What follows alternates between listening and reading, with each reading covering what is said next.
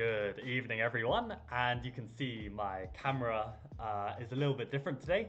I have this wonderful green screen behind me and a very blinding light. So I'm trying to get used to it all because this is what I'm going to need for my chessable filming. And one other tendency which I never realized I had, but when I get more passionate about my video or whatever chess topic I'm talking about, I really lean forward into the camera, and this is going to be a problem for the filming. So I have tried to strap a belt around my stomach and the chair to like prevent me from coming forward.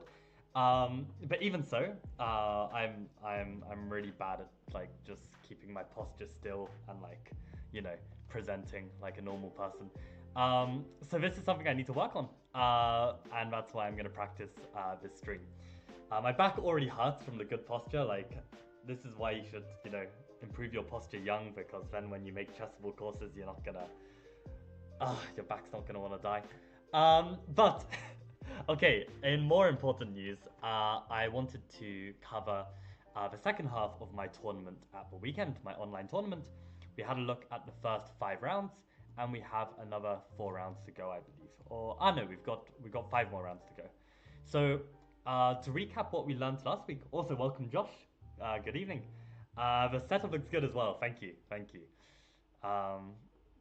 Yeah, it was an absolute pain to bring this green screen up from London, but what to do? I mean, I got it at a huge discount. Like, I saved like £100 by using Facebook Marketplace, so we'll take it. But yeah, what we learned from this game, I feel like this one I played quite well. I played this c4 move, and yeah, this bishop e7 was inaccurate. So what was the best? To take on d4, and what am I supposed to do here? Take with a knight? Yeah, see, in the game I probably would have taken with a pawn. I didn't even cover this. So why is taking with a knight so strong? And if bishop e7 now? Aha, the difference is we can hit them with a check. And this is actually a bit annoying. Okay. And this is actually uncomfortable, because they can't just castle. Rook c1. Queen just moves. Wow, this is like some long prep. I feel like many people could fall into this though, to be honest. Queen a4 and you've already got advantage. That's a sick line. It's a sick line. Because here I'd very typically take with the pawn, but actually taking with the knight looks to be better. With this bishop check. Which is why a6 is the main move. That makes sense. Yeah, I think I've actually analyzed this position in my course. Yeah, and this is where rook fc1 was better than rook ac1, because you want to put the bishop back onto f1. Yeah, I've actually analyzed this position. Yeah, if I'm really looking forward to studying my chessable lines properly, using chessable to study my own lines. I've definitely covered this before with this bishop f1, and the point being is that if they take, I can take. I think this was the point. But yeah, anyway, okay, good to be reminded of this. And then the resulting position I played fairly well. And yeah, actually my conversion wasn't great, I have to say, but it was good enough. And then against Zane, yeah, I was learning about these nuances. I should start with rook d8. This was for sure. And yeah, before I block on c6, I need to make sure whether white can push d5 or not. Because very often the queen is on c2, and then they can't push d5, and then you can play knight c6. But this was a nuance I had kind of forgotten, so it's good to be reminded of that. Then this was the game where we had this insane prep, where if bishop f4, and then they take on d5. I take back. Oh, okay, my video is like completely blocking the screen. 1 second. Oh god. Let's not do that. Let's try that. I think that should be a bit better. But yeah, knight b5 and king f8 is the move. And the point is that knight c7 is no good because I can play e5. Yeah, and if they play bishop g3 to get out of e5, then there's this very nice h5 move if I don't want a repetition, because then on knight c7 I've got h4. Yeah, I think I can remember this king f8. It's quite a simple move to remember, I think. And then, yeah, the rest of this game was very interesting. Yeah, and I went for this a5 plan, with this taking on a2, but in fact I can actually start with a5. And the point being is now I can take on a2 because I'm one tempo faster. So I think like if I'm hesitant on taking a2, then I should always throw an a5 first. And if my opponent has to spend a tempo to play king b1, then I basically gained an attacking move and I can continue with my attack. And this was like the line that Engine was giving. Yeah, and then we saw this crazy game from Nicola that ended up working out quite well. This bishop d6 was an interesting suggestion from Shay. Yeah, which would be a different game, where maybe black can play some minority attack, but I still have this plan to go g4, and it looks very interesting. So yeah, that's good to note. And then something went wrong. I had like the advantage around here. Aha, h5. Yeah. Oh, and just allowing this, right? And then just going all in for this attack and not being afraid. Yeah. Because actually once this g pawn drops, the f pawn drops, and actually this king is in trouble. Because I've even got this threat as well. Yeah. And that's something good to note. Like when castling queenside, my knight can drop back to b1. And this is actually quite secure. Like I didn't realize this before. And on that note, then we should move on to my game against Dragon, 2600 Grandmaster, who I managed to draw. So this was a very, very nice result for me. And I actually had a -7 position and could have even won. But I actually don't know how I could have won, even with like analyzing the game very briefly. It's really not clear to me, so I'm probably going to try and work that out. The light is good. We can see your face now. Yeah, exactly. I think the lighting definitely does help. But the top of my head is cut off. Yes, for the stream that might be an issue, but for the actual chessable course, the camera is perfect. So whatever, because I'm using OBS to do the chessable course and Streamlabs to do my streams. So I'm not gonna touch the camera. Like I had a big meeting today that lasted like an hour to just like make sure everything is like perfect for it. So I'm just gonna keep it, not touch anything. But yeah, this was my game. I played the modern, as always, and Dragon played this h3 setup, which is like some anti-Garganitsa prep. And this time, rather than play with f4, which is what Dragon played last time, he decided to play knight f3, which is like a stronger line. I played knight h6 to stay flexible, and yeah, I played with knight f5 here, which is like some prep of mine, where I want to get a quick knight to e6. This is my plan. But the problem is this move is actually very annoying, and I'm not in time to play like this. So I'm kind of thinking like, what line am I confusing this with? Because this is definitely some preparation of mine, this knight h6. Just don't remember. Maybe it's bishop e3 here instead. And now knight f5, bishop f4, and I'm just in time to play like this? Yeah, this is the prep I was looking at before, this bishop h6, I think. Oh no, sorry, it was knight f8 and knight e2 was the only move. Yeah, I remember this now. And bishop h6 to get a decent game where we trade off some pieces. Yeah. This is all coming back to me. And if they were to play like some move like bishop h2. Yeah, knight g7 with bishop f5. Yeah, this is I'm remembering this. I'm remembering this now. But I guess bishop f4 is a more precise way to play, which I guess Dragon has prepped. And I do remember some ideas of this bishop f5. I remember last time we looked at this idea where it's actually very difficult to trap this bishop, so you can get away with it, but I went with my knight f5 plan anyway. Bishop d3 is very strong. I allowed this, which I knew was kind of bad for me, but I thought, you know, what to do, let's just play this position anyway. So we get this very stable center, and Engine screams +2, but it's not like so easy to play. And yeah, I played a5 because it's a useful move, and I don't exactly know where I want to put my pieces just yet. Like, do I want to put my bishop on d7, a6, knight on g6, knight back to d7? I don't really know where I want my pieces. So, Dragon's getting like some huge advantage here, but it's not so easy. Like, to be able to find g4 and sack a pawn, So like, not such an easy decision to make. Like, let's see what's going on here. Why is this so strong? Okay, so you hit for bishop with tempo. I move back, knight h5. Okay, this looks pretty good actually. Yeah, this looks very strong. Although actually, the best move is just to go back. Are you kidding me? Hitting the bishop so that the knight isn't attacked, and what? Now he changed tactic. It's funny how Engine sometimes just throws in a repetitive move. Yeah, knight h2 to knight g4. This is very interesting. So actually, this g4 break is working. Huh, interesting. But you see, even a GM doesn't necessarily find these moves so easy.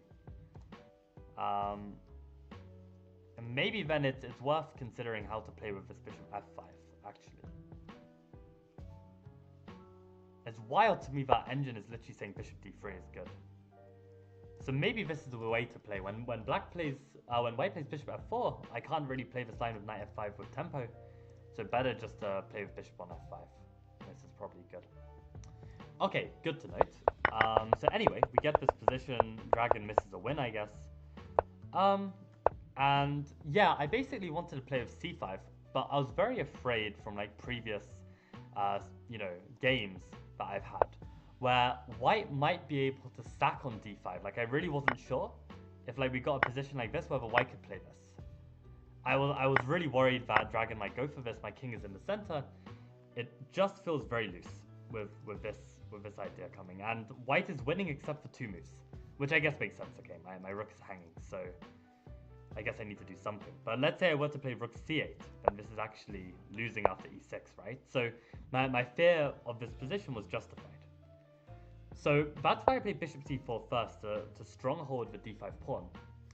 And then rook e3 was played, and I add more defense to d5. And dragon uses this chance to gain a tempo on b6. Oh wow, I can play the move knight g6 here, and I guess the point is if they were to take on b6, then I can castle? Or what, takes first and then castles? No, just bishop f8. Okay, I mean bishop f8 is kind of what I played, I think. I played bishop b5 to block this, and I later came up with this idea. So I played rook c8 first. Okay, and dragon is missing this bishop f6 move. So I'm kind of curious, like, why is this so strong, actually? Bishop f6, I would have thought I can just take it, to be honest. And this is so bad for me.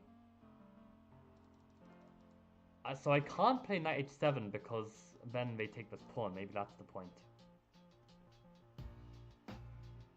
And I really can't play this to try and take like this. Queen d8. Knight e5.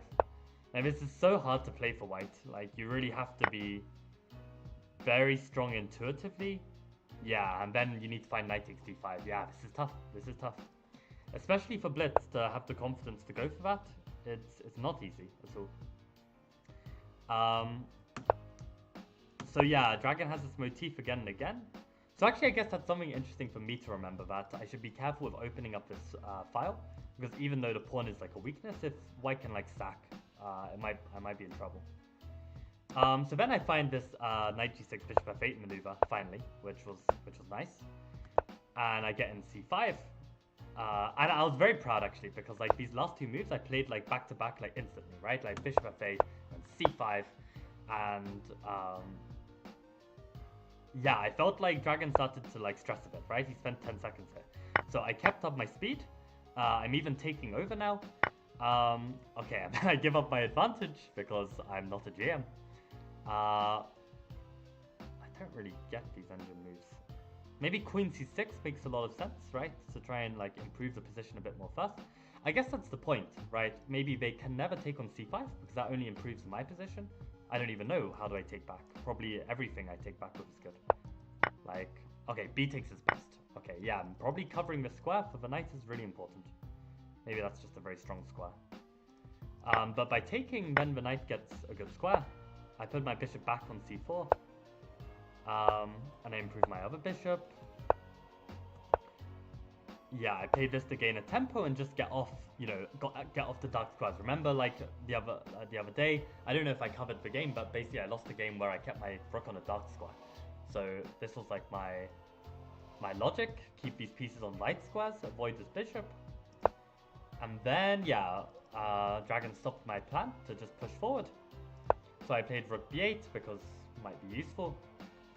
And I guess yeah, like I'm threatening like some ideas. Maybe I can never push this, I don't know.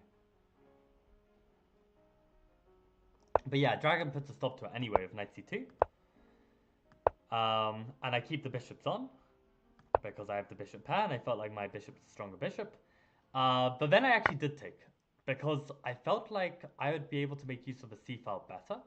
And I can always block with bishop c4 if needed. So I've got like decent like drawing potential as well if it comes to it. I think this was like my mindset behind the move. And then I realized like actually my king doesn't belong on this in the center, and probably its safest place to be is on the king side. But then dragon puts a stop to my king side run. But then I find this rook c6, which makes the king side run back on. Dragon then infiltrates, and I realize I'm dropping a pawn, but I feel like king safety is more important. And then I play queen c7 to basically go after this pawn. And this is where dragon blunders. Rather than just protect the pawn, like queen e3 makes a lot of logical sense. The queen has done its business. Now white can focus on pushing this pawn. And then I would need to find something, like maybe rook g4. Maybe this is what dragon was scared of, I'm not too sure. Yeah, rook g4, rook f4. Probably like only move, yeah. Yeah, it's a very nice move. But for whatever reason, dragon played rook c3, which enabled me to win this pawn. And these pawns are actually very, very strong, like in a clump together. And what did I play? I gave a check in which it was taken. And I feel like these pawns have even improved even further. And bishop c4 is a nice move. Like I don't really want to trade because I feel like my rooks can actually do better. Like if I can close the one file of their rook, they can never push this pawn. Then maybe I can use my rooks like to support like some kind of play, like either in the center maybe, or maybe like an f4 break at some point. Not too sure. But I felt like keeping the rooks on would be good. Aha, and this is already... What, e5 is some tactic? Oh, I was seeing e5 the engine move and looking at d4 and I was like, why would I ever give up that pawn? But e5 threatening the fork I guess is very strong. And what, if they just like retreat? I just storm these pawns forward, right? Yeah, but then how far do these pawns really go? I guess I've got rook f6, this is just very quick. And maybe this is the point, like trying to be fast with counterplay is probably quite useful given the fact that this pawn could potentially run. Like for me, I was focused more on like just making sure that that pawn doesn't run. So this was like how I played it. But it kind of worked out. And unfortunately, what, can I actually do this? Take, and I may, what, am I taking here with check? And how do I stop the pawn? Don't see how I stop the pawn, that can't be the move. I'm seeing rook g takes g7 and then I'm not checking the continuation. What's the move? Well, maybe I just take the pawn and say that these pawns are going to be stronger. I don't know, let's have a look. So h takes and wow, just take on g7. But interestingly enough, this is not lost. Oh, it is lost. Wow, just because these pawns are so strong, I've got some counterplay. That's crazy. But yeah, apparently this is just winning for me. So let's say they try and come in. d4, what, this is just very fast. d3. Wow. Oh, there's a bishop here. Whoops. Okay, that would make a difference. Yeah, so actually this is all very, very solid. And then I can even use the rook. I can even bring in the king. Yeah, this makes a lot of sense. Damn. Yeah, so I played king c6. But I managed to outplay dragon here. And I played king d6, improving my king. I pushed d4. And my reasoning was because I wanted to just get rid of this pawn. And I felt like I'd still have a pass pawn here, and these pawns would be weak. But I guess taking like this would actually be a very sound exchange. Yeah, and I guess the strength of these rolling pawns, the strength of this bishop, yeah, it's actually very clear why this would be stronger. But as you can see, we're both down to our increment, 2 seconds added each move, and I went for this exchange. Um, and here I activated my rook on the 7th, and I went after this pawn. And I realized, like, I think the problem was in this conversion of this position, I didn't have the time to make note that if I trade rooks with opposite colored bishops, it's gonna most likely be a draw. And I think the reason why I was keeping on the rooks was just more because I felt like my rook was more active than Bess. So this was like my main thinking. I realized Josh has actually mentioned some comments. So Stockfish knows the importance of gaining time on the clock. Exactly. So very important to remember this rule in Blitz. A minute equals a pawn in Blitz. So really gotta, yeah, keep an eye on the time. Is rook d8 not the wrong position for the rook? I feel like b4 break is never happening. Right, so when I was like playing for b4 earlier, but then it just never... Yeah, around here? Yeah, exactly. That's a very fair point. Like, if this b4 break is never happening, I guess for me, I felt like one day it might. Like, let's say after he didn't play knight c2, let's say he just played some rubbish move, I might be able to play queen a7. No, I can't, because then I just get forked. But this was the kind of idea I was looking at. Like trying to take and then push b4. So it's like, even if it's not possible in this position, I feel like never is too harsh of a word. Like, I feel like it might be able to be engineered somehow. But yeah, luckily I didn't have the chance to blunder a fork. That would be very, very sad. I don't know if I would have blundered it, probably not. But yeah, so we get this position, and yeah, like now my rook stays active, my position is looking great, and I pushed my pass pawn because pass pawn should be pushed, and I actually missed that I could win this pawn, so then I took it on the next go. And in this position, as you can see, Engine is screaming that I'm just completely winning here, right? So I attack this pawn, he defends it, I bring in my king, some more. And in this position, I play rook f1 because I'm threatening to take and then promote. And he plays rook d8. And in this position, I need a way to win. It's -7. I have like the chance to beat a top 100, former top 100 chess player. I've done it once before. I've beaten Artis Nixons in Blitz before. But this was a chance to do it again. And with 5 seconds on the clock, I couldn't. And the best I could come up with 5 seconds, I thought that taking and entering with my king would be enough to win. But the problem is the only weaknesses in white's position are these 2 points.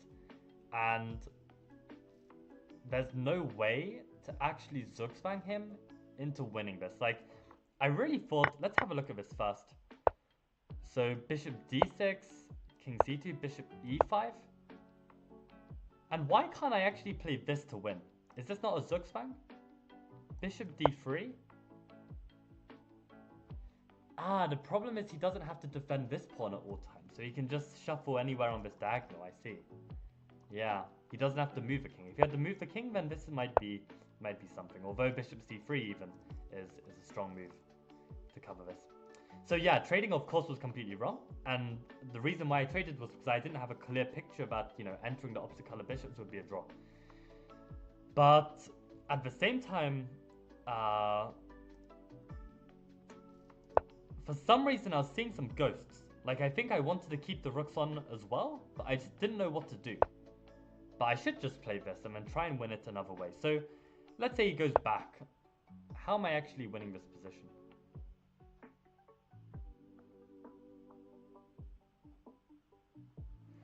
I actually don't understand. Like, literally every move is like, even rook f1 back is winning. So let's see how this wins. Let's see how this wins. So king f3. I mean, this is one idea to try and win, but then I feel like they can always just give a check. So let's say here, king f2, let's say they give a check. King f3 back, king c7 back.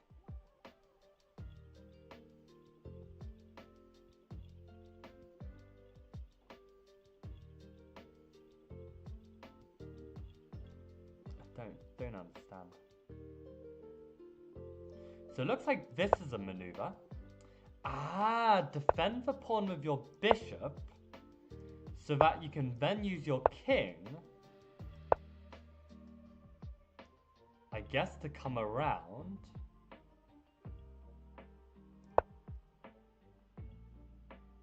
Yeah, this looks interesting. So we want to bring the king here, and I think white will get in Zugzwang in this position.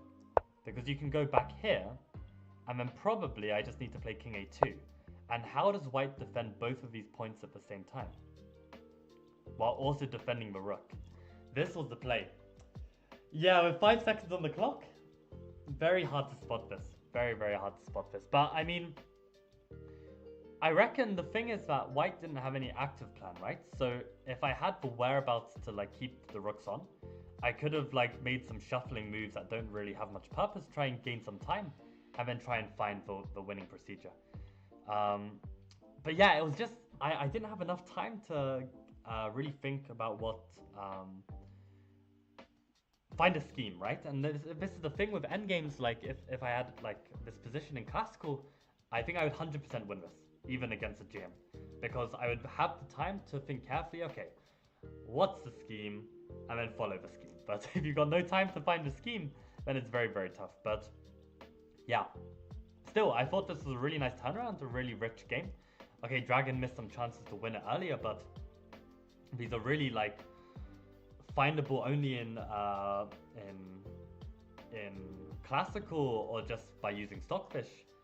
And actually, I remember like the only game where I've really been brutalized in this Gurgenitzer Modern was playing a cheater. And when he played the move that won, he played it so quickly, I was like, there ain't no way. There ain't no way. This guy has to be cheating. And like, yeah, lo and behold, like the guy had like won every game, 99% accuracy. So really, like no humans, at least at my level, like online with like 24, 2500, no one is finding ways to defeat it, which is why it's just a really fun opening. And also the truth is like with playing this in classical, I also will have the time to be able to like make sure I don't blunder any big sacrifices, right? So it's like, you know, I don't think it's like a lost cause, this opening at all. But yeah, this is my draw against Dragon Solak. I think a really interesting game. Some good takeaways from it. But yeah, I think I just need to be able to like take a mental note of like what exchanges are good, even with increment on the clock. But yeah, let's move on to the next game. And this is actually a very funny game because I actually remember getting psyched out halfway through the game when seeing my opponent's rating. Because this is an online 2430. This is like FIDE 2430. So this is like, yeah, like a very strong junior who's like, I don't know who it was, but probably like FM at least. And the thing is, I was just outplaying him. I was like crushing him, in fact. Like, look how easy this game was. So we get like my C3 Venom, and we have this reverse Caracan, classical variation. And I remember all of these little rules, like you always meet h5 with h3, meet knight f6 with knight d2, and then we get the setup where you know, this is just a classical Caracan, but I've got a tempo up, and rook c1 is like a useful move. And okay, engine gives some slight edge for black, but I don't really believe it. I played queen d4, which is a nice move. And queen e5 is always the idea, right? Definitely I'm not going after this pawn. I don't want to open the file towards my king. So black doesn't trade, and I improve my rook on the line of the king. And I actually dropped my queen back to h2, and I was quite happy with this idea actually, because I kind of control this long diagonal. My queen is safe, and it means that my king is safe as well, because I have control of this diagonal. And at this moment, I want to someday break c4, but I don't want to allow this queen any activity, so I play this prophylactic a3. And now black plays g5, so apparently they do have something, but still in my head I wasn't believing it. Bishop c8. And then I play the move c4, which feels like the right move. And this has to be a bad move. Yeah, because why would you want to open the file? I don't know if they had a way around it though. I guess I'm always taking here and opening this anyway. So it looks like f5 might be quick to cause some problems. And I'm really surprised that this is better for black. Actually super surprised. Like, to me, this attack shouldn't work.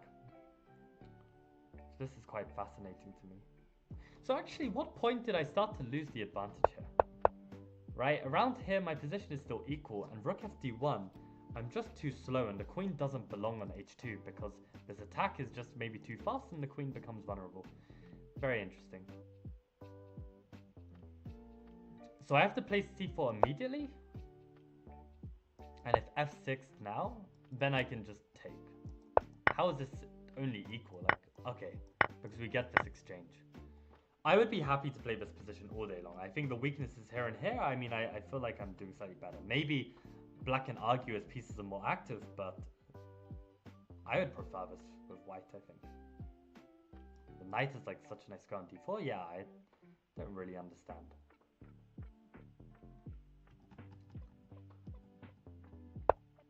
And the alternative was knight d4 here. And now rook fd1 is working. If f6, what's the difference? Aha, the bishop has blocked their pawn. So is there any way we can put the bishop that doesn't block the pawn? And what about f6 again now? Ah, queen e6. So we basically got another square for our queen. And it looks like that they can't avoid the trade. So knight d4, queen e6, to me f6 is actually a really interesting idea. It's kind of cool. Yeah, rook d1 was what I played. And we get this position. So I double on the c file. And yeah. Ah, okay, I can actually take here. I wasn't sure how to evaluate this. Because basically a6 is smart, because then basically I can't meet this final move with knight b5, right? So a6 was the point, but apparently this exchange is still good for me. I couldn't evaluate this. Bishop d3, bishop f3. With g3, that feels... I don't know.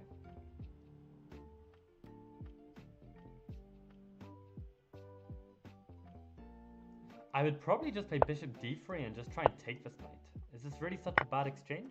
And then play with like king f1 and then bring the queen out this way. Aha, and king h1 is needed because maybe speed is of the essence. Maybe king f1 is too slow. Okay, not even. Yeah, with knight and queen, I feel like I have decent chances to maybe convert this. But at the same time, the rook's good with the bishop. It's really tough to say. Really tough to say, actually. So, okay, I think the decision not to go for this was actually fair. But yeah, it's funny, my opponent just completely blundered here. Because basically I'm threatening... what am I threatening in this position? It's threatening something. Yeah, right. The thing is, I've got this knight f5 idea, but I'm literally threatening to take and just fork. And my opponent missed it. So he should have taken, apparently. Which I saw, but I didn't mind this. I didn't mind this at all. So what am I missing? Rook d7. Wow. But I just thought I can sink a knight into f5. This is not good immediately. Rook h d8. Oh, wow. What a move. Just hanging the queen because you've got mate. Jesus. That's nasty. That's just nasty, and the best move is to go back. That's crazy.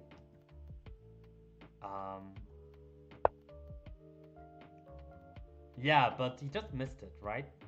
Do I have any other way of playing this position then after here?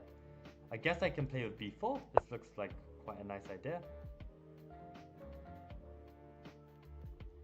And why is this so much better? Why is this so much better for black?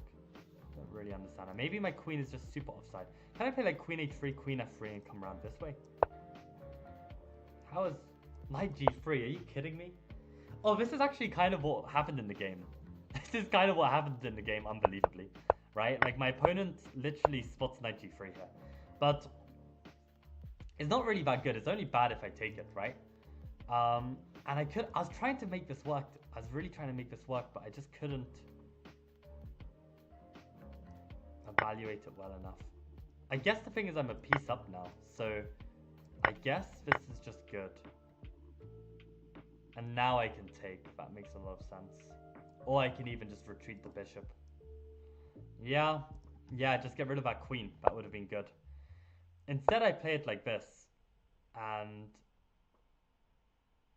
wow, I should just take this, but I was too afraid.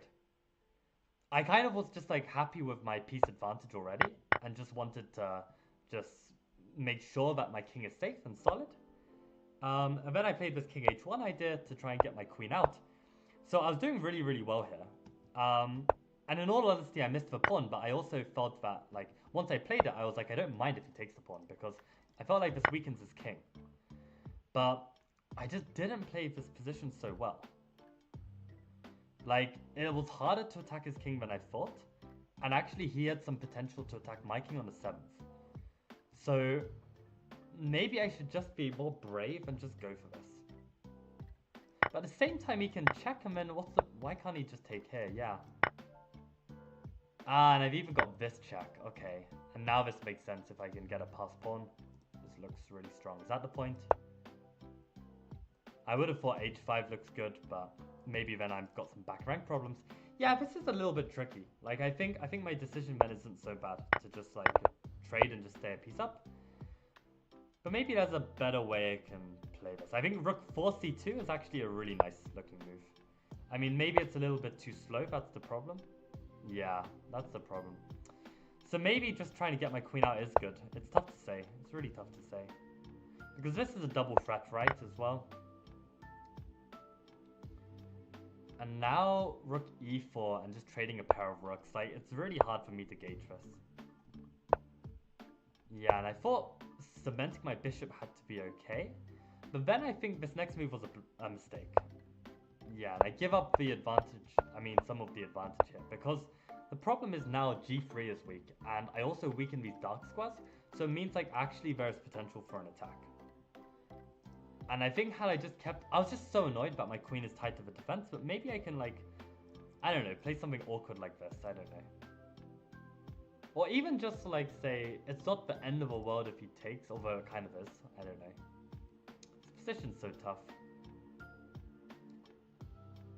Like, in a classical game, I reckon I would have the skills to be able to think and convert this, but in a blitz game, it's really not easy. The problem is, like, black's king is actually fairly solid. Like, I don't really have a simple way in. Unless this is the way in, right? Maybe I should just make use of the open file. Yeah, this is probably the way in. And then maybe I can even think about ideas like this, where the king is, like, in check.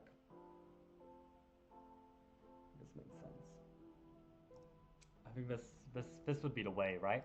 I think that's the problem. Like, you just need, like, if I had a minute more and I was asked, like, find the correct plan, I reckon I could find it, right? I think this would be, like, the way, and I could find this plan. But unfortunately, I just didn't have the time. I thought this would just be making things more solid. In fact, it makes things weaker.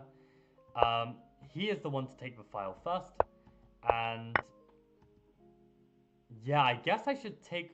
Having discussed that, I should take here, and then if he takes with the rook, play rook d1. Yeah, exactly. And if he takes with the queen, then I can probably still play rook d1. I think this is all right.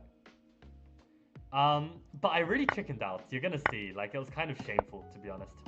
But I traded all of these pieces, right? And I have this extra bishop. But in this position, what did I play? I played queen b1. And this was just weakening his king, so this is just a terrible move. I took, and then I saw that after check, I then saw that after a take, I just allow a repetition. But I was actually kind of scared at this point of these pawns. Like, I really wasn't sure if, like, you know, if I just dilly-dally, this king is going to improve, and these pawns are just going to start marching down the board, and maybe I even lose. But the point is that here, the king is actually a bigger problem than these pawns. These pawns haven't advanced far enough. And really, e5 is a move I can fight. Like, I think 1 or 2 years ago, Michael would play this in a heartbeat. Nowadays, Michael, like, I'm kind of looking in the wrong direction. And the point is that I can play bishop e4, and this is just a super nice square for the bishop because there's no king b7 because I can just take on b5. And I didn't see this at all. I didn't see this at all. Like, and yeah, basically, I took this pawn, and I basically hoped that maybe black will try and play on with b4, in which now I felt like I had good chances because I felt like my queen and bishop were a bit closer in the position. Maybe I can find a way through. So let's have a look how. So if king b6. Okay, this is actually not clear at all. Maybe I would have lost this, right? Like, wow, even if I push... Oh, I guess this is just a draw, right? Because perpet. So I'd need to defend the perpetual first. And then try and push my pawn in a hurry. But this is scary. This is very scary to play. This can go wrong very fast. Yeah, like anything like this would be probably at least a draw, right? Because if I play king h2, then they've got this draw again. And you can see like this f3 would just permanently weaken my dark squares. So I think this was really the mistake of this f3. Like, worse than defending a weak pawn with pieces is to permanently weaken the dark squares. I think this is a good takeaway from this position. And yeah, like to just allow this perpet, kind of a chicken move. But at the same time, 14 seconds against 2400, really tough. Have you considered the snake Benoni? Quite interesting, no one really knows it. It has been a project of mine to look for a really long time. Like, I really like the idea of it. It's definitely up my alley. It's kind of like similar evaluation to a Gurgenitsa Modern. No one knows it, it's very tricky. But the problem is if white does know it, it's just not good.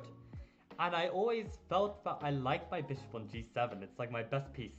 So why would I want to play it any differently, right? Like that was my issue.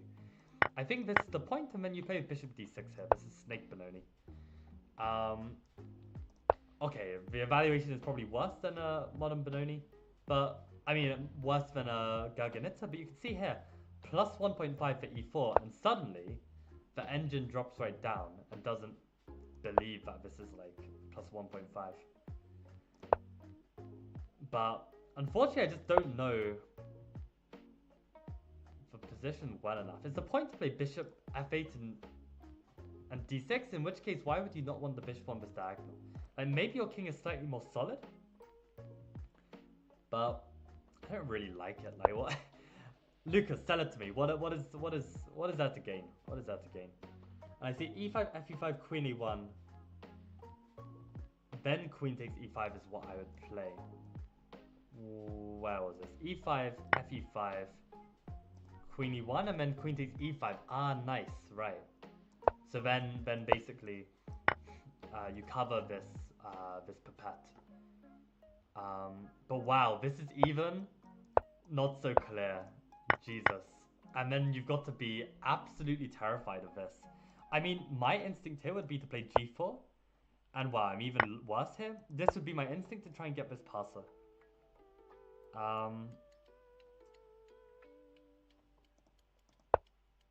Yeah, I have no idea.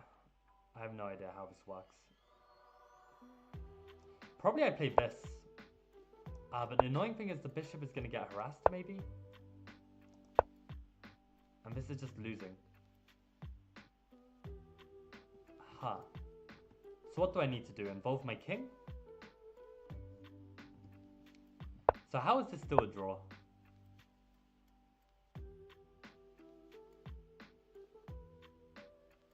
So let's say this move. Let's say here. Like this kind of plan. f5. Can he go for this? Ah, we're out of the way enough so that we get to this square. But then these pawns are going to run. So, and they can't do this because then the pawn pushes. Yeah, this is just an insane position. And here, bishop b3. That makes sense. And now we can defend from behind like this. Yeah. Maybe I'm not such a chicken after all for going for this path. Like, I really did feel some danger with these.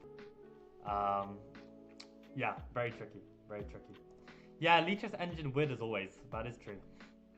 Yeah, I don't know. I think Snake Benoni is definitely legit. It would be up my kind of alleyway in terms of uh, yeah, like these kind of like offbeat but unique positions.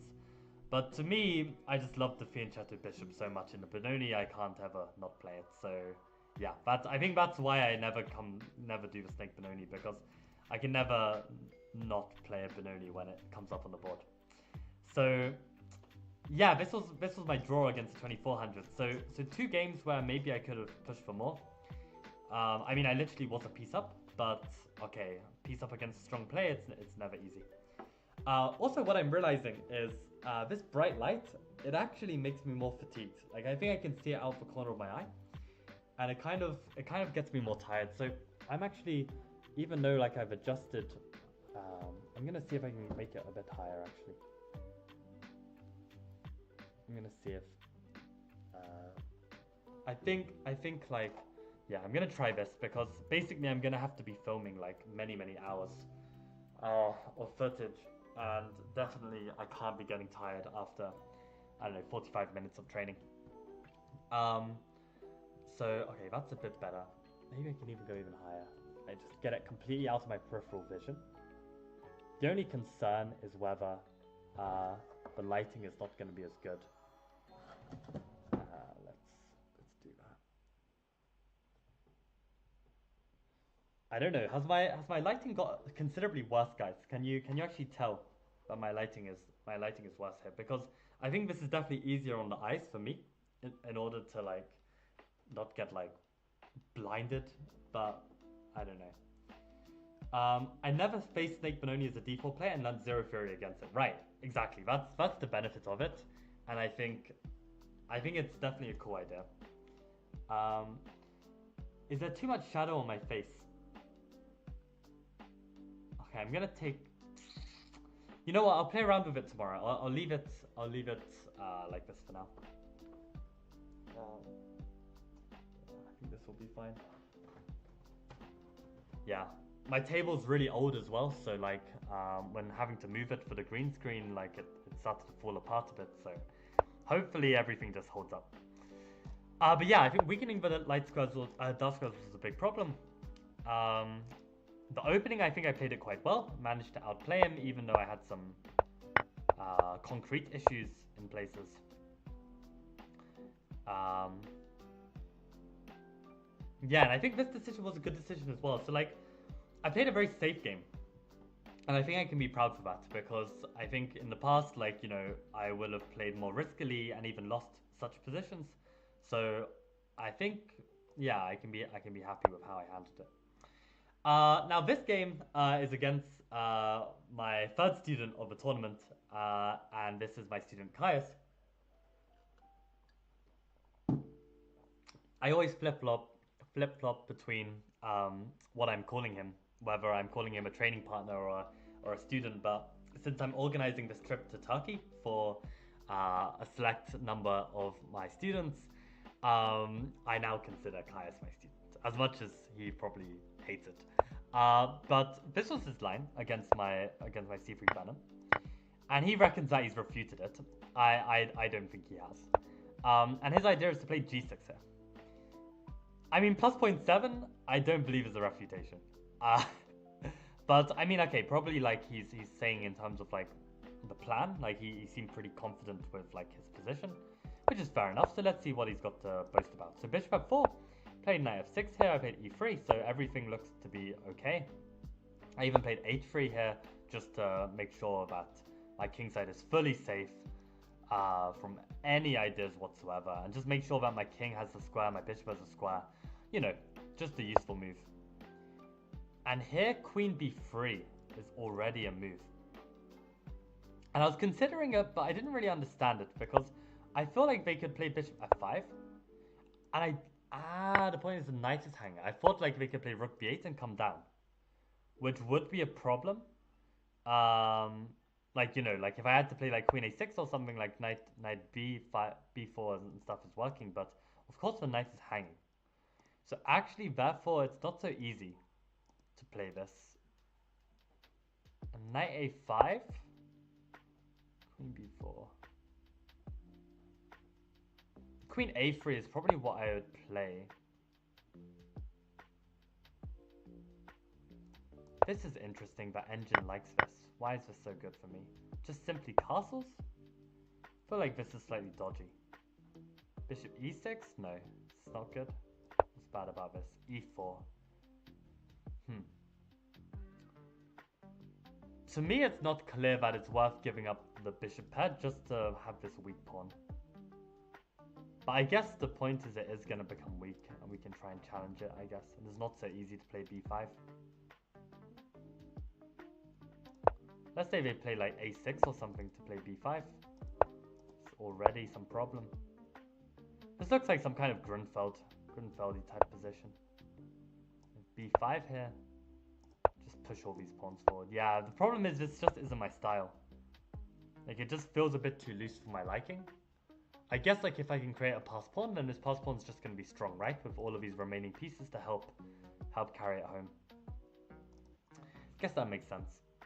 So I played bishop d3, which is apparently still fine. Yeah, and I got baited by this. I literally thought that Caius was just playing too fast and missed this. But actually this was his plan.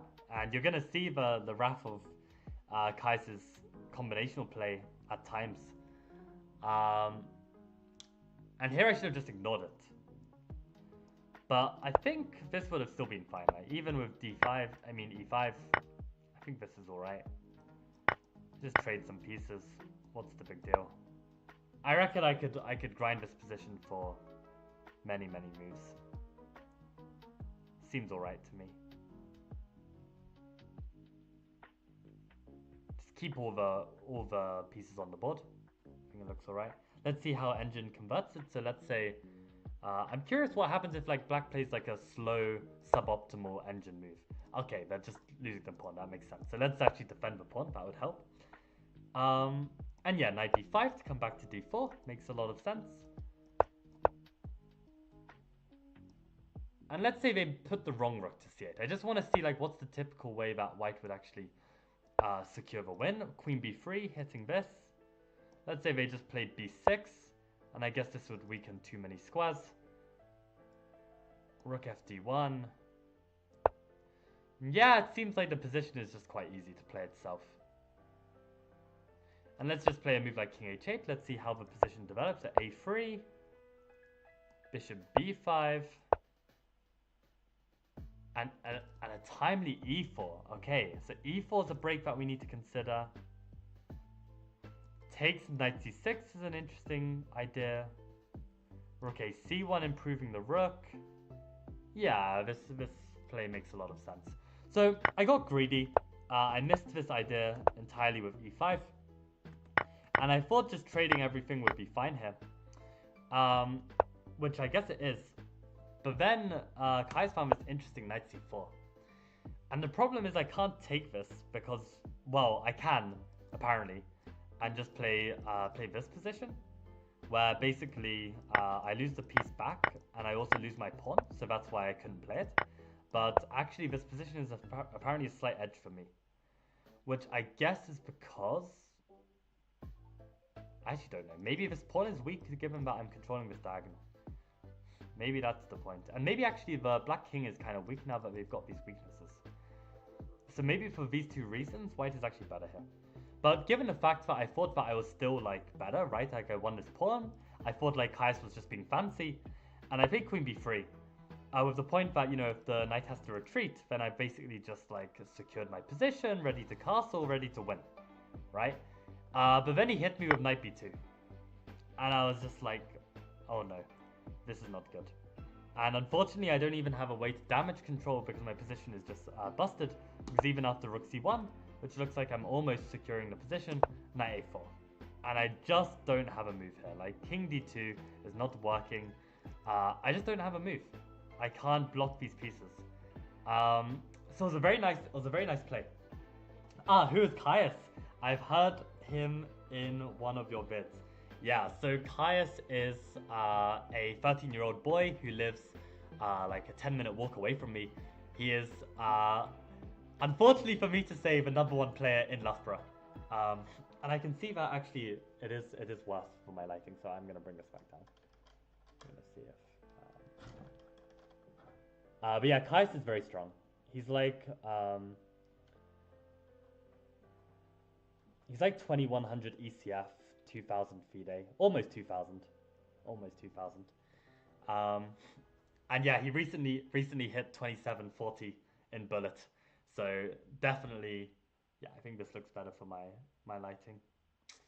Yeah, I'm just gonna need to, I don't know, learn how to see without seeing. I don't know.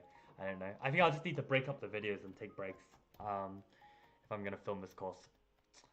Yeah, but basically this was just a really sick attacking idea, and I was just basically always one move too slow, which is why like when you see like such juicy ports, I mean I felt like one move away from casting would be enough, but against a very strong attacking player, sometimes this cannot even be enough. So really, maybe this is actually a lesson for me to keep in mind when playing Caius, that just cast your king. Don't even give him any hope of ever having any fun, and just kill his fun. Like, I think this is what I have to do. As you can see, I'm not really talking to him like a student, right? Like, I'm literally talking about, like, I don't know, trying to beat him, and as if, I mean, probably the best word to use is a rival, right? To be honest. But yeah. Um, Actually, to be honest, I probably have Caius to thank for my recent improvement at chess, because he basically made me realize that I suck at like attacking dynamic tactical play, even though for at one point in my life I thought this was actually my strong suit. And just getting crushed over and over by Caius kind of made me realize that. So I think like it's kind of helped me develop like this more positional strength of mine, just more solid. It's like dynamic but solid. I think this is how I would describe my chess. Like, I don't think I'm like not playing dynamically anymore, but always from like a more solid base. And then I seem to do a lot better. And that's something I hadn't realized in the past. But yeah, this was a really cool tactic. And basically, I just played on because I wanted to just kind of reduce the tilt. Because sometimes, like, you know, when you like blunder, you're just feeling really tilted, and you don't want that to like extend into the next game. So I kind of was just making the moves just for the hell of it. And you know, I played this in the hope that maybe like Caius would like pre-move like something like this, and then I'd get the W, right? So you can always be a bit tricky. But this was yeah, obviously over, and I just played until mate because why not? I played a Blitz tournament yesterday, Sweden. How did it go? How did you do? But yeah, that was a really nice game from Kaya. So I think this is just the note that I just need to, um, okay, especially when playing strong attacking players, uh, make extra sure your king safety is dealt with first. So this is why like playing the player is really important, because even though maybe taking on d5 is objectively a bad move, I think like you can really like tailor your play if you know your opponent well, and really just make sure you're not making as many mistakes against them, because you're making sure you're getting the positions that work well for you. So this was a good move. And then we have this round 8. I finally got the d4 game, and of course he plays this like anti-Benoni line. And the rule to remember is always knight c6 at this moment, and then you've got to think. So basically there are kind of three moves here: e4, bishop g5, and bishop f4. And on e4 and bishop g5, I always play bishop e7 and get ready to castle ASAP. And on bishop f4, the problem with bishop e7 is that they can play bishop d6. So that's why you have to play d6 here. And at this moment, e3 is definitely not the move. I think there's some line. I think it's c3 here. And then the point is that when d5 comes, there's this interesting move, knight g5. But I found that is actually not a problem for me at all. Interestingly, I've actually never realized that bishop f5 is a move. I think I must have been researching these lines back when I was a more dynamic player. And I was just extremely happy just to play this structure and just not worry about this type of position, either castle kingside, maybe even castle queenside, both would be completely fine.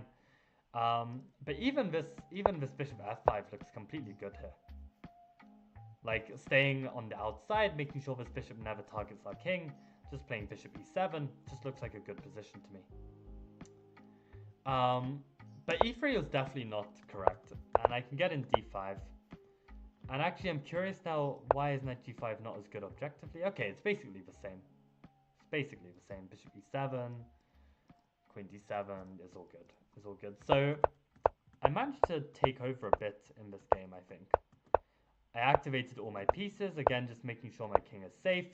My opponent's not really making useful moves. And as you can see, basically when you have a static advantage, you want to keep playing statically. And as you can see, over the course of the last 6 moves, my evaluation slowly goes up because my opponent is also playing statically. He's not switching to dynamic play. So this is like really good for me. And yeah, I even like once, and this is the thing, right? Once you've improved your position statically to the max, now is the time to play dynamically, right? All my pieces are in the right place. So this is actually perfect use of Dorfman. So static to the max, play dynamically, good job. So d4 was very nice, and now I've got like this huge advantage. And okay, maybe trading everything off was unnecessary here, huh? Ah, bishop c4, I can even be even stronger. Yeah, I just missed this. I just saw the trades. I saw I could take on b2. And I got a bit lucky because I actually missed this move. But then I realized I can play this. And the very cool thing is that on knight e1, which was played, I have this move bishop a2. And then I'm actually doing fine. I can even hit this bishop with tempo. And then I made sure to just cover this back rank, save my bishop. So just being very, very careful with the conversion here. And I even got to give this really annoying pin. And my opponent missed this idea, where he can't even move the knight. So I just pick up the bishop. So I think this was actually just like a perfect model game of the Benoni. And it's actually so perfect. You know what? I'm going to add it. I'm going to add this game. I'm going to add this game already to my Benoni repertoire. I'll just add this below and I'll add to this a different day. What should I call this? This is like what do I even call this in the course? I give this a line. Yeah, knight takes d5 line. Okay. Yeah, knight takes d5 line. This was just really nice. I actually had a really nice model game from Dortmund as well. But what was this? What was this? I didn't name this. Oh, this is more of this. More knight takes d5. I'll just put that. Yeah. I mean, at some point, I think if this chessable course with white goes well, I am actually going to release a chessable repertoire for the black pieces. I think like I'm slowly getting together like this really, really like neat repertoire for black. And I think it's going to be a lot of fun. So I'm very excited to you know, work on that. But okay, one thing at a time. I need to ace these videos first, and then we'll go from there. So yeah, really nice game from me. And yeah, this was heading towards a fantastic tournament, 5 out of 8 in such a strong field. But this last game, I'll show you what happened, right? So I play c3 Venom again. And he plays for this like line where they take early. And in the past, I really disliked this line, right? Because I'm actually giving black the chance to give like a minority attack. And also black manages to get their bishop on f5 before I can get my bishop on d3. So this was annoying, but you know, as always, I want to beat this bishop f5 with queen b3. And then black has to decide where to put the queen to defend it. And I developed a bit first. And did I not play for c4? Ah, I play for c4 later. Right. Oh, and I can actually play knight h4 now. How does this work? h3? What? I was gonna say, is it g4? But no. Ah, now I can get the bishop onto d3. Maybe this is like useful. And they can't really play h6 for g5 because then they can't have this retreat square because they want to take back with the h pawn. That's a very interesting maneuver. So what, if they just play bishop e7, can I just go back? And maybe this is like... But then he can play bishop g6. This is a bit sharp for my liking. I'm not sure if I'm a fan here. Maybe just to play g4 as well is a way to play. Something like this. This might be a way to play, but at the same time, not really sure what this achieves. I'm not sure I like this actually. I think what I played bishop e2 was fine. Just very unambitious, but very solid.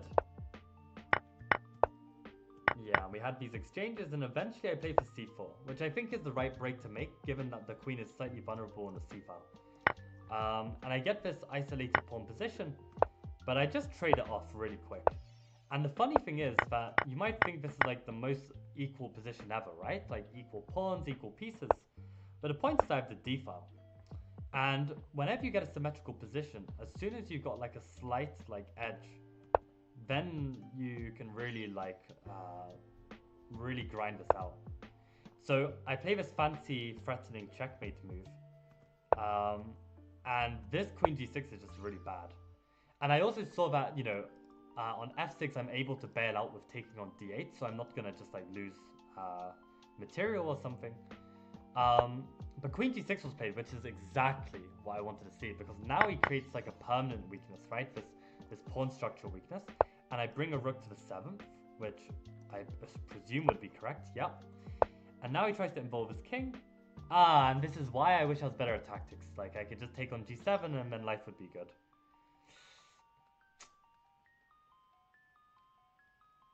I mean, I literally couldn't see this move. That's annoying. I should be able to spot this. But instead, I play the safe move, right, to prevent the rook trying to get active themselves. They played g5. Wow, I even have bishop b4 here. Again, not tactically strong enough to see this. Yeah, so again, just playing very solid.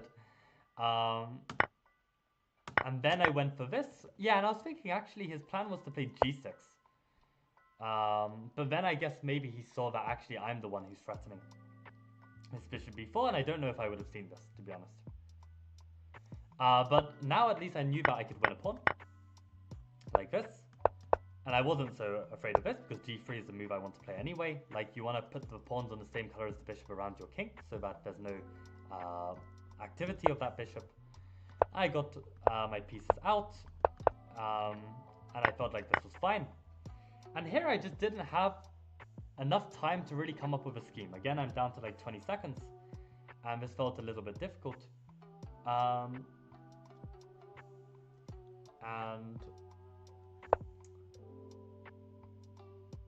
I really didn't play this well at all.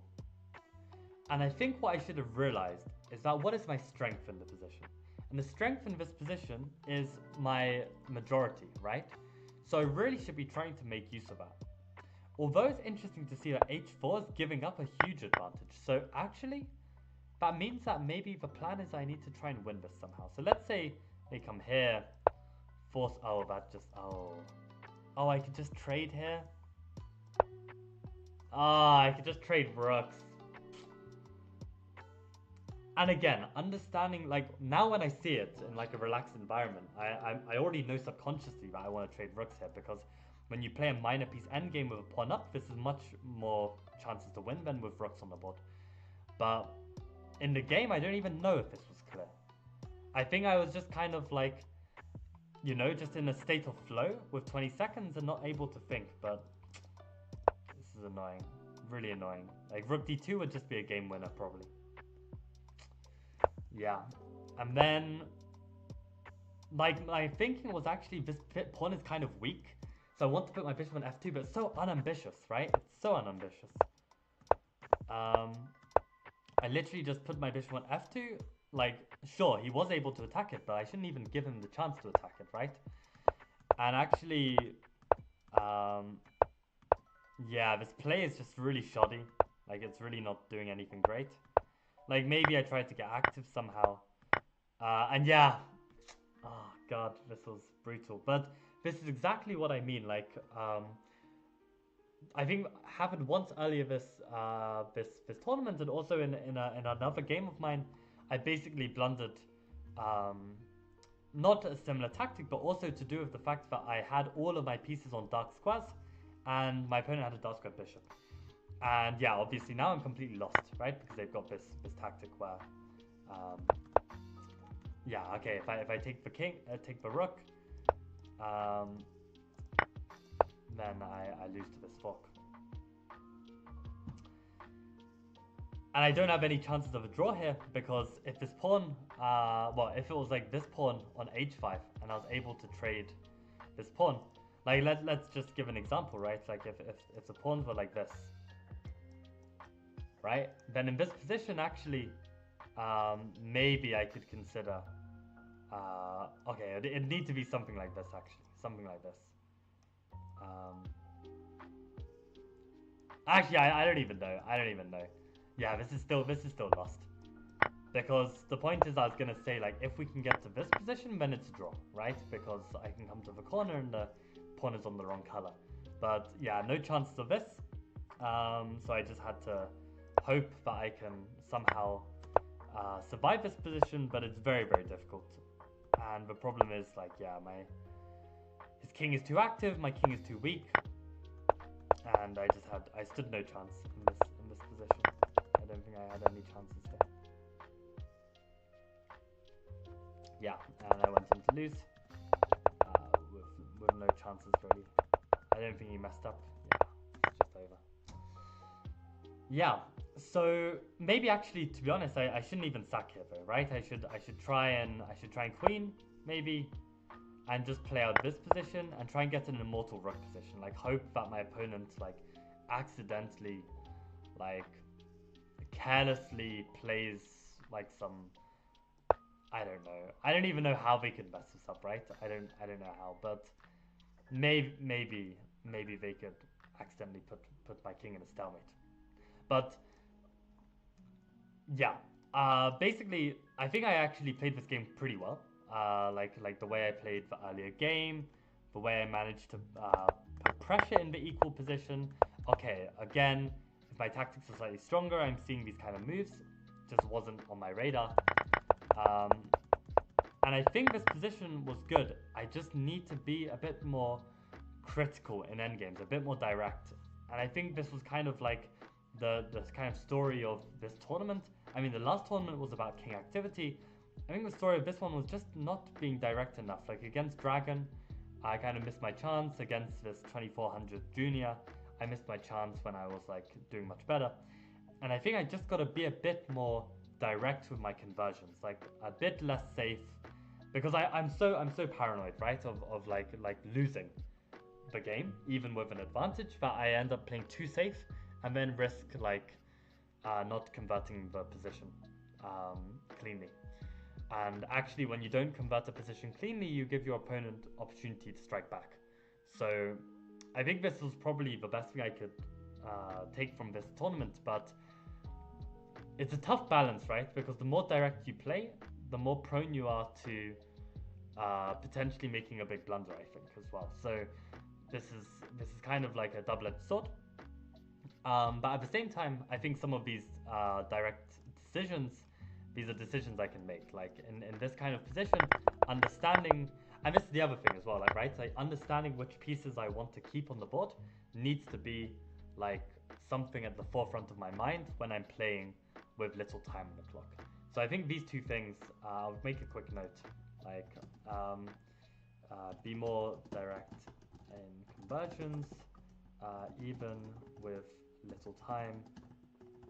Make sure you know which pieces you want on the board, / which pieces to trade. Yeah, I think this is my verdict. But yeah, I think, guys, that is all for today. This was quite tiring for me, especially with the light. I'm gonna need to think of like some solution to that because if I'm gonna have to be filming a lot, I need to consider how to deal with that. I also need to practice filming in general, actually, because I mean that's why I copied the setup for the streams. I need to get used to it, because when I tried to do a practice stream earlier, I did feel a bit robotic. I mean, a practice recording, right? So I need to like gain a bit more confidence and just like keep the energy levels high. This is going to be a big challenge. But my final briefing is tomorrow morning. Then I am in full video making mode. And hopefully, fingers crossed, I produce some good content and will make a banging course. Uh, I don't know. I'm dreaming high. I reckon like if it really takes off, it could even like I don't know, become some like staple in the chess scene, like this repertoire. Like I genuinely believe in this C3 Venom will transform many players' chess and like lead to huge gains. I mean, it has for me. So yeah, that is the plan. I will keep you guys updated as always, and I think I'm gonna call it a day. So thank you all for watching. Um, we actually have some more comments. Sorry guys for not responding. Basically, my chat didn't upload. So basically, sometimes the chat just glitches and just stops. Are you up for a rapid with me? I am ready. You say it like you're some super strong player, like the privilege to play with me. So you're gonna have to sell yourself a bit more before I accept that challenge. Can you reveal how can you get invited? To the tournament. Unfortunately, I cannot.